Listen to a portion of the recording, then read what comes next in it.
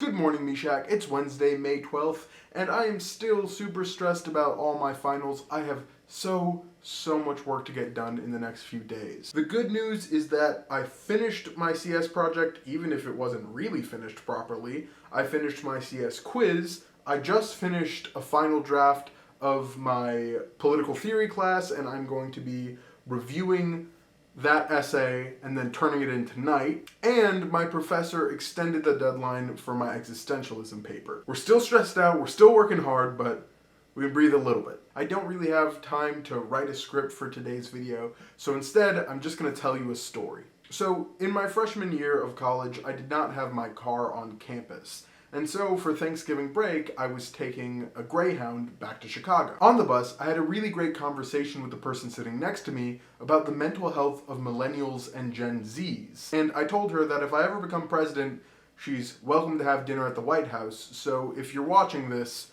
and it was you, I do remember that promise, and if I ever become president, you're invited. But that's not the story I'm telling today. Today I'm telling the story of an interaction I saw at a pit stop during that very same trip. So first things first, what you have to understand is that this is a Greyhound, which means that everyone there is pretty broke, otherwise we would be flying or we would have a car, but that also means we have a pretty interesting crowd of people. It is late at night, so everyone is exhausted. So anyways, the bus is refueling and people are taking this opportunity to go get food and a restroom break, etc. I don't have to use the restroom and I don't have money for food, so I'm just kind of walking around stretching my legs outside of the bus when I see this interaction happen. There are two guys, one who very obviously does not speak English and another one who is kind of your like stereotypical redneck American. So I'm standing by and I'm kind of looking at the two of them and they're like oddly close, they're like having some interaction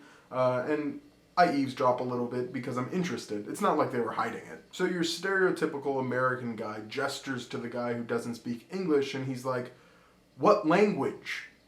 And you know, the guy who doesn't speak English looks back at him like, "I don't know what you're saying."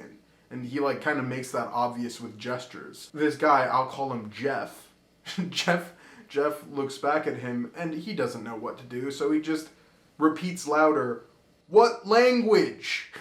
Which is hilarious, but it's what he did. And still, the other person kind of reacts in shock, and he looks a little bit scared or intimidated, even though it's clear that that's not what the other guy intends. It's just kind of the fact of the matter, right? So there's a brief moment of confusion and tension before Jeff reaches into his pocket and pulls out his phone.